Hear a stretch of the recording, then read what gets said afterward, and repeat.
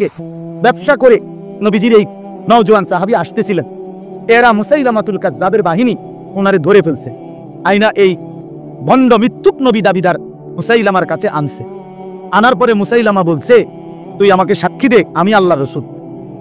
তিনি বললেন, লা আনতা কাযযাব, না না তুই মিথ্যাবাদী, বল মুহাম্মাদুন রাসূলুল্লাহ, বরং মদিনার যিনি মুহাম্মদ তিনি আল্লাহর রাসূল। তো এরপরে কিতাবে আছে, আমি সংক্ষেপে বলতেছি, এই মুসাইলামাতুল কাযযাব ওনার ডান হাত কেটে ফেলে দিছে, বলছে এবার বল, বলছে লা আনতা কাযযাব। বাম হাত কেটে ফেলে দিছে, বলছে এবার বল, বলছে লা আনতা কাযযাব, তুই মিথ্যাবাদী। একটা একটা অঙ্গ কাইটা এরপরে উনাকে শহীদ করে বুটি বুটি মানে গোশত যেভাবে পিস করে এইভাবে পিস পিস টুকরা টুকরা করে ফেলছে, কইরা ফেলে দিছে, চূর্ণ করে ফেলছে, শহীদ হয়ে গেছেন।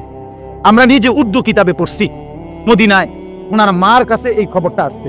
ওনার মায়ের নাম ছিল উম্মে আম্মারা, উম্মে আম্মারা, উনিও সাহাবী, মহিলা সাহাবী। ওই বেচারার ওই সাহাবীর মা এই মার কাছে আইসা উম্মে আম্মারার কাছে এই সংবাদ আইসা পড়ছে, মা তোর ছেলেকে মিথ্যা নবী দাবিদার মুসাইলামা তাইটা টুকরা টুকরা করে বুটি বুটি বানায় ফেলছে, পিস পিস করে ফেলছে, কিন্তু তোর সন্তান শেষ মুহূর্ত পর্যন্ত এক ফোঁটা রূহ থাকতে আল্লাহ রসুলের বিরুদ্ধে বলে নাই, বরং রসুলকেই নবী মানছে এবং ওরে মিথ্যাবাদী বলে গেছে। প্রিয় ভাই আমার নওজোয়ান, আল্লাহর কসম আমরা কিতাবে পড়ছি, ওই মা চিৎকার দিয়া তখন শুধু একটা কথা বলছে, লিহাদাল ইয়াউম আরদাতুহু, মদিনাবাসী আল্লাহর কসম এমন একটা দিনের জন্য আমি আমার সন্তানকে বুকের দুধ খাওয়াইছিলাম, আমার সন্তান আমার দুধের হক আদায় করছে, আমি 2 বছর আমার পবিত্র দুধ খাওয়াইছিলাম, স্বপ্ন ছিল আল্লাহর জন্য জান দিবে, রসুলের জন্য জান দিবে সন্তান আমার সন্তান এটাই করছে, আমার দুধের হক লিহাজাল ইয়াউম, এই দিনের জন্যই আরদাতুহু, আমি তাকে কি খাওয়াইছি? দুধ খাওয়াইছি। এজন্য তোমার মা তোমারে নারী দেখবার জন্য দুধ খাওয়ায় নাই, তোমার মা তোমার উলঙ্গ ছবি দেখার জন্য দুধ খাওয়ায় নাই, তোমার মা তোমারে রাস্তার নর্তকীর দিকে তাকায় থাকার জন্য দুধ খাওয়ায় নাই। প্রিয় ভাই আমার, তুমি মুসলমান, তুমি হেরে গেলা কেন? তুমি কাফেরের কাছে হেরে গেলা কেন? কাফেরের চুলের ফ্যাশন তোমার পছন্দ হইলো, তুমি তো হেরে গেলা, তুমি তো বেঈমানের কাছে হেরে গেলা, পরাজিত, তুমি ব্যর্থ। জীবন চলার ডিজাইন নিলা ইহুদি থেকে, খ্রিস্টান থেকে, তুমি তো হেরে গেলা, হেরে গেলা, বাস হেরে গেলা। আপনারা হেরে গেলেন, আপনারা যারা স্ত্রী সন্তানের জন্য নাটক, সিনেমা, টেলিভিশন, নাচ গান আর বেপর্দা স্ত্রী, বেপর্দা মেয়ে, এটাকে যারা মেনে নিলেন, গ্রহণ করে নিলেন নিজ ফ্যামিলি এবং পরিবারের জন্য, রাগ হইলে আমি আর কোনোদিন বললাম না, একদিনই সুযোগ পাইছি, আজকেই কয়ে গেলাম, আপনি দাইয়ুস, দাইয়ুস, দাইয়ুস। নবী বলছে যে তার স্ত্রী কন্যার জন্য, পরিবারের সদস্যের জন্য অশ্লীলতা, বেহায়াপনা, বেপরদিগি, হারাম পছন্দ করে, মেনে নেয়, স্বীকৃতি দেয়, গ্রহণ করে দেয়, তাকে দাইয়ুস বলে, দাইয়ুস বলে, দাইয়ুস বলে। রাসূল বলছে তার জন্য জান্নাত হারাম, হারাম, হারাম, হারাম। কি মনে করছেন বেহেশত? 2 কাতার টাইলস দিছে, ওটা বেহেশত? হ্যাঁ, বেহেশতের বুঝে গেছে আল্লাহর রহমত।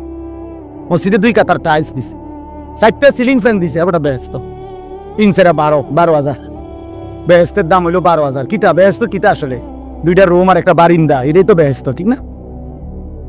মাত্র তো 12,000 টাকা দিয়ে এত বেশি কিতা পাইবেন? অনেক মানুষ এটা মনে করে 20,000 টাকা দান করছে, ইমাম সাহেবরে দেখা হইলে 20-50 টাকা, 200 টাকা, 100 টাকা হাদিয়া দেয়, গোস্ত দিয়ে 2 ভাত খাওয়াইছে, হুজুর বেহেশতের বুঝেছে, হুজুরে এটা দেখে নিব, হুজুরেই দেখে নিব। বেহেশত হুজুরের বাপের সম্পত্তি, কথা বলেন না কেন? বা বেহেশত ইমাম সাহেবের বাপের সম্পত্তি নিয়া ইমাম সাহেবকে তো হিসাব দিতে হবে, দিতে হবে কিনা বলেন? আমাকে বিচারের কাঠগড়ায় দাঁড়াইতে হবে না? আমার হিসাব হবে না? তাইলে আমারই দিবেল নাই, আমনের বেহেশতলে আমি কিত্তা মান। এই জন্য বাপ আল্লাহ তাআলা একটা সুবর্ণ সুযোগ, শেষ কথা হলো আমাদের সামনে আনতেছেন, একটা সুবর্ণ সুযোগ আনতেছেন, সেটাই বলতেছি, সেটা হলো মাহে রমজান।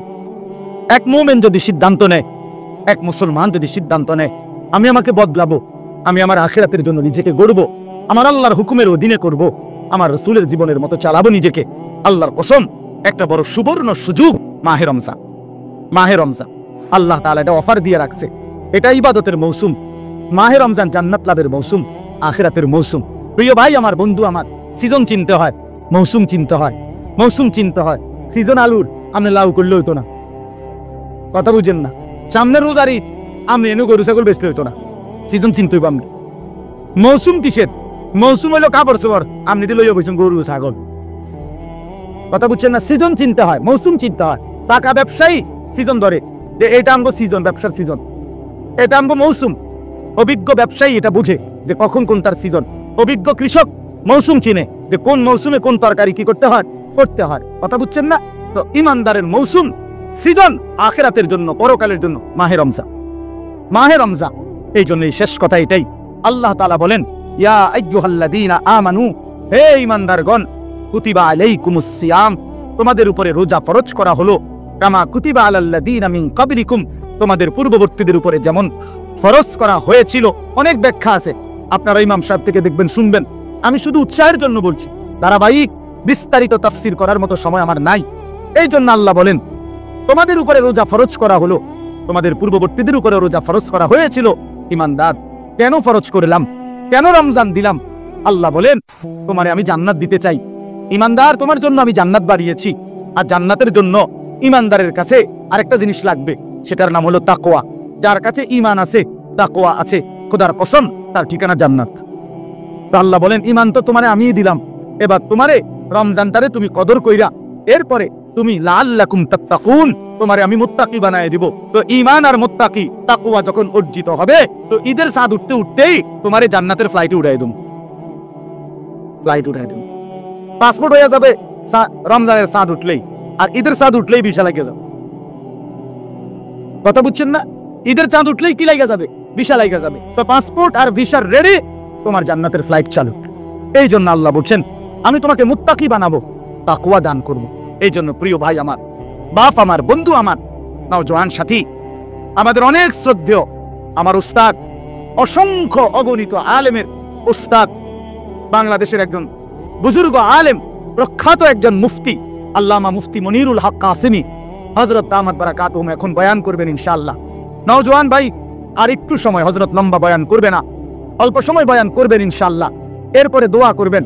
আমার অনুরোধ রইল প্রত্যেকের কাছে, উঠাউঠি না করে সবাই মেহেরবানি করে আন্তরিকতার সাথে হযরতের বয়ান শুনবার জন্য আমরা একটু বসি, হযরতের সাথে দোয়া করে আমরা যাওয়ার চেষ্টা করব ইনশাআল্লাহ। আল্লাহ তাআলা আমাদেরকে তৌফিক দান করেন, কবুল করে নেন। আর শেষ কথা আবারও বলছি, যুবক, আমি অনুরোধ করি, প্রিয় নওজোয়ান, এবারে রমজান হোক তোমার জীবন পরিবর্তনের সূচনা। তাহলে ইমানদারের মেহনত হবে আখিরাতের জন্য, ইমানদারের পরিশ্রম হবে আখিরাতের জন্য, ইমানদারের উপার্জনও হবে আখিরাতের জন্য, ইমানদারের জিন্দেগির রাত দিন কাটবে আখিরাতের জন্য। আল্লাহ আমাকেও তৌফিক দান করেন, আমাদের সন্তানদেরকেও তৌফিক দান করেন, আমাদের বিবিদেরকেও তৌফিক দান করেন, আমাদের সমস্ত দোস্ত আহবাবদেরকেও আল্লাহ তাআলা তৌফিক দান করেন। শোনেন, আল্লাহ রাসূল, ওই বেটা তুমি উঠো কেন বারবার? এমনি শুধু দুই পাও ছড়ায় বসো, এমনি বসো, এমনি এমনি আসুন ধরে বসো বেটা, এই তোমার যেমনি সুবিধা এমনি বসো, সমস্যা। আল্লাহ নবী সাল্লাল্লাহু আলাইহি সাল্লাম বলেন, ইদা আইকাদার রাজুলু আহলাহু, এই দেখেন তাহলে সহজেই বুঝবেন। আল্লাহ নবী বলেন, যদি কেউ তার পরিবারের সদস্যদেরকে ফজরের নামাজের জন্য জাগিয়ে দেয়, ও সাল্লা বিহিম জামিআন, এবং সকলকে নিয়ে নামাজ আদায় করে, মহিলারা মহিলার ঘরে, পুরুষ জামাতে আদায় করে। কোন নামাজ? কোন নামাজ? জোহরের পরে যেটা পড়ে, আগে সকালবেলা ভোরে। তো এরপরে নবীজি বলেন, কুতিবা ফিযাকিরিন আল্লাহ কাসীরান ওয়া যাকিরাত, পুরা ফ্যামিলিকে আল্লাহ তাআলা বেশি বেশি জিকিরকারী পুরুষ এবং নারীদের অন্তর্ভুক্ত করে দিলেন। পুরা ফ্যামিলি জাকিরিন শাকিরিন। আর জাকিরিনের পুরস্কার কি? আ'আদাল্লাহু লাহুম মাগফিরাতান ওয়া আজরান আযীমা। রব্বে কারীম বলেন, বেশি বেশি জিকিরকারী পুরুষ নারীর পুরস্কার কি? আল্লাহ বলেন, আমার মাগফিরাত তো আমি তাদের জন্যই রেডি রাখছি। আ'আদাল্লাহু লাহুম মাগফিরা, আমি তো তাদের জন্যই মাগফিরাত প্রস্তুত করে রেখেছি। আমার বান্দা আসলেই মাফ করে দেব, আসলেই মাফ করে দেব। আর কি দেবেন আল্লাহ? যদি বলেন মাওলা মাফ করে আবার ছেড়ে দিবেন কিনা, দুনিয়ার নিয়ম হলো বন্ধু, যদি কোনো অপরাধী কেউ মাফ করে তো বলে দেয়, ঠিক আছে মাফ করে দিলাম, যাও, ঠিক না, যাও, ঠিক আছে, আর কখনো করো না, সাবধান, খেয়াল রাখো, এমন যেন আর না হয়, মাফ করে দিলাম, যাও। এতটুকু পাই এই দুনিয়াওয়ালা খুশি যে মাফ করে দিছে। তো রব্বে কারীম বলে, আমার বান্দাকে আমি যদি মাফ করে দেই, এরপরে যদি বান্দাকে বলি, বান্দা ঠিক আছে যাও, আমার বান্দা বলবে, মাওলা আমি আপনার থেকে কই যাব? গোলাম তার মনির থেকে কই যাবে? আপনি ছাড়া আমার আছে কে? এজন্য আল্লাহ বলেন, দুনিয়াবাসী বলে মাফ করে দিলাম যাও, আমি আল্লাহ বলি মাফ করে দিলাম আও, মাফ করে দিলাম আও। ওয়াসারিউ ইলা মাগফিরাতিন মির রাব্বিকুম ওয়া জান্নাতিন আরদুহাস সামাওয়াতু ওয়াল আরদ। আল্লাহ বলে, বান্দা মাগফিরাত নিয়ে অপেক্ষা করছি, আসো দৌড়াও। আর আমি যখন মাফ করে দেব, সাথে আসমান জমিন প্রশস্ত জান্নাতটাও দিয়ে দেব। উলাইকা জাযাউহুম মাগফিরাতুম মির রাব্বিহিম ওয়া জান্নাতুন তাজরি মিন তাহতিহাল আনহার। আল্লাহ বলেন, যারা ইস্তেগফার করবে, তাওবা করবে, বিনিময়ে আমি আল্লাহ মাফ করে দেব আর ঝর্ণা ধারা বেষ্টিত জান্নাতেই প্রবেশ করিয়ে দেব। তার মানে ফিরায় দেব না, জান্নাত দিয়ে দেব। তো এই জন্য আল্লাহ বলছে আজরান আযীমা, আমি তো জাকিরিনকে, বেশি বেশি জিকিরকারী বান্দা বান্দিকে আমার মাগফিরাতও দেব, আবার আজরে আযীম, সবচেয়ে বড় বিনিময় জান্নাতও দিয়ে দেব। এই জন্য চলেন আমরা নিয়ত করি, আমরা আখিরাতের ফিকির করি, আমিও আপনিও, নিজের জন্য, ছেলের জন্য, মেয়ের জন্য, স্ত্রীর জন্য, বাপ একসাথে ফিকির করে। কোরআনুল কারীমে বড় একটা মজার আয়াত আছে। কই মজার আয়াত? মজার আয়াত হলো, কারো স্ত্রী যদি নেককার হয়, চরিত্রবান হয়, দিনদার হয়, পর্দানশীল হয়, নামাজওয়ালা হয়, সেজদাওয়ালা হয়, আল্লাহ তাআলা খোদার কসম কোরআন শরীফে আছে, আল্লাহ তখন বলবে উদখুলুল জান্নাতা আনতুম ওয়া আজওয়াজুকুম তুহবাউন। আল্লাহ বলবে, বান্দা তোমার বউরে লইয়া, উইথ ওয়াইফ, তোমার ওয়াইফকে নিয়া, তোমার বিবিকে সাথে নিয়ে খুশি খুশি হাসতে হাসতে হাত ধরাধরি করে বলাগলি করে আমার জান্নাতে ঢোকো।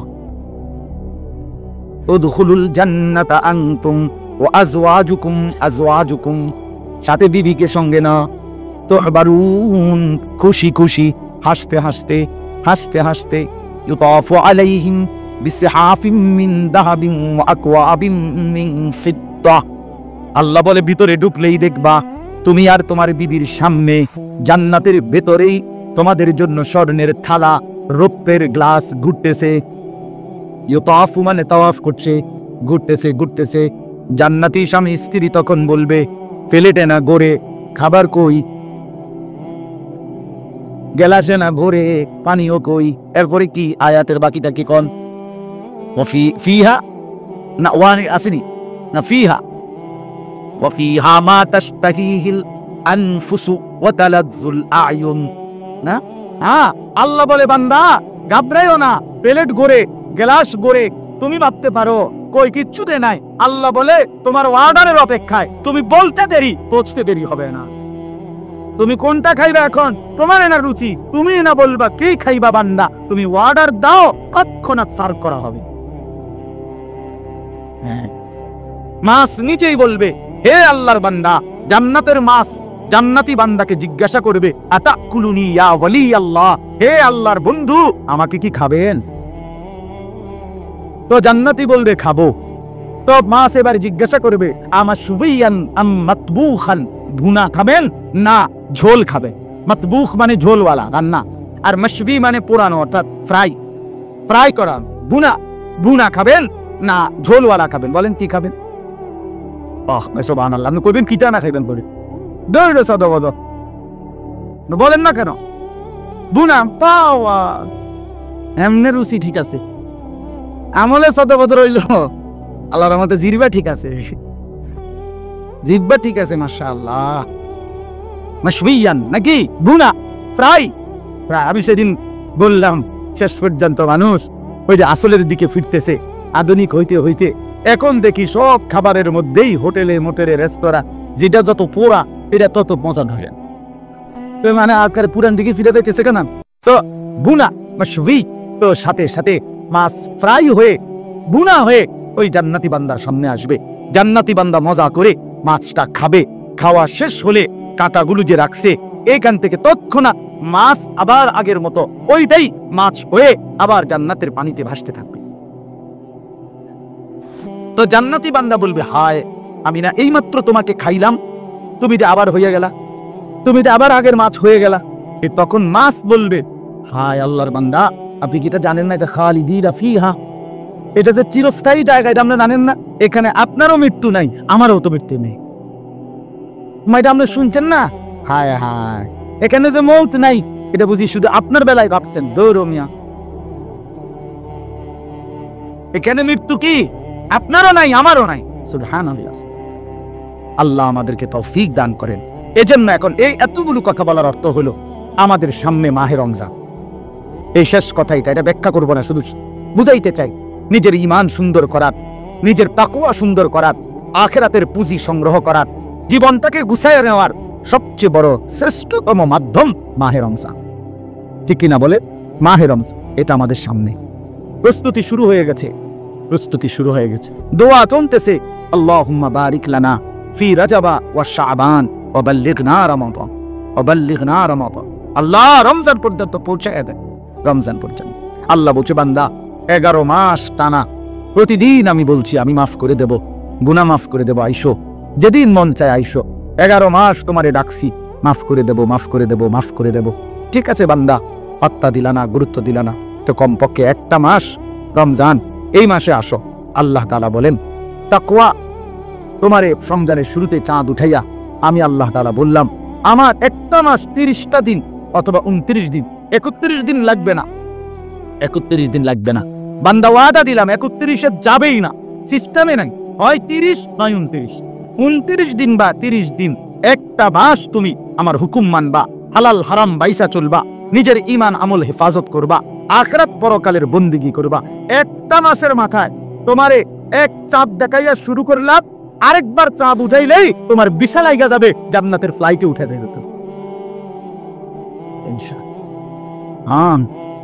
এজন্য ঈদের দিন হাদিসের মধ্যে আছে, নেককার বান্দাদেরকে ফেরেশতারা ডাক দিয়ে বলে, ফেরেশতারা আহ্বান করে রাস্তার দুই পাশে, ইন্নাল্লাহা কাদ গাফারা লাকুম, তোমরা আল্লাহ তাআলা তোমাদেরকে মাফ করে দিয়েছেন, ফারজিউ রাশিদিনা ইলা রিহারিকুম, তোমরা খুশি খুশি সফলতা নিয়ে জান্নাতের খুশখবরি নিয়ে নিজেদের ঘরে ফিরে যাও। এই জন্য রমজানকে, আগত রমজানকে কদর করেন, রমজানকে সামনে নিয়ে প্রস্তুতি নেন। ঈমানদার রমজানের জন্য প্রস্তুতি নেওয়া এটা একটা সুন্নাত। নবী সাল্লাল্লাহু আলাইহি সাল্লাম রমজানের 2 মাস আগে রজব এবং শাবান এই 2 মাস থেকে দোয়া করতেন। তাহলে বোঝা গেল রমজানের জন্য নবীজি প্রস্তুতি নিতেন আগেই। অতএব রমজানের প্রস্তুতি নেওয়া এটাও একটা কি আমল? সুন্নাত আমল। নবী সাল্লাল্লাহু আলাইহি সাল্লাম রমজানের আগের মাস শাবান মাসে বেশি বেশি নফল রোজা রাখতেন। নবীজিকে জিজ্ঞেস করছে, ইয়া রাসূলুল্লাহ, রমজানের আগের মাসে আপনি এত নফল রোজা রাখেন কেন? আল্লাহর নবী বলছেন, তাযীমান লিরমাদান, রমজানের সম্মানার্থে, রমজানকে অভ্যর্থনা জানাবার জন্য, রমজানকে অভ্যর্থনা জানাবার জন্য। আল্লাহ রাসূলের হাদিস আছে, ওই যে সালমান উনার থেকে বর্ণিত হাদিস, আল্লাহর নবী সাল্লাল্লাহু আলাইহি সাল্লাম রমজান শুরু হওয়ার আগেই, শাবানের লাস্টে, রমজানের প্রারম্ভে, শুরুতেই, একেবারে প্রথমেই রমজানের গুরুত্ব, মর্যাদা, বৈশিষ্ট্য, ফজিলতের উপরে লম্বা খুতবা দিতেন, বয়ান করতেন। আল্লাহর নবী সাল্লাল্লাহু আলাইহি সাল্লাম রমজানটাকে অনেক বেশি কদর করতেন, অনেক বেশি, অনেক বেশি কদর। আমরা কিতাবে পড়ছি আকাবির কা রমাদান, পূর্বপুরুষদের রমজান কেমন ছিল, আল্লাহর নেক বান্দাদের। ওইখানে লেখা আছে স্পষ্ট যে পূর্বপুরুষের অসংখ্য আল্লাহর ইমানদার বান্দা এমন ছিল যারা এক রমজান শেষ হওয়ার পরে আরেক রমজান পর্যন্ত 1 বছর টানা রমজানের জন্য আবার দোয়া শুরু করতেন, আবার দোয়া শুরু করতেন। তাহলে 1 বছর দোয়া করতেন বুজুর্গরা। কমপক্ষে নবীজির সুন্নাত অনুপাতে এই 2টা মাস তো দোয়া করা উচিত, ঠিক কিনা বলেন না? উচিত কিনা বলেন? অতএব প্রতিনিয়ত রমজানের জন্য দোয়া করেন, রমজান পাওয়ার জন্য দোয়া করেন।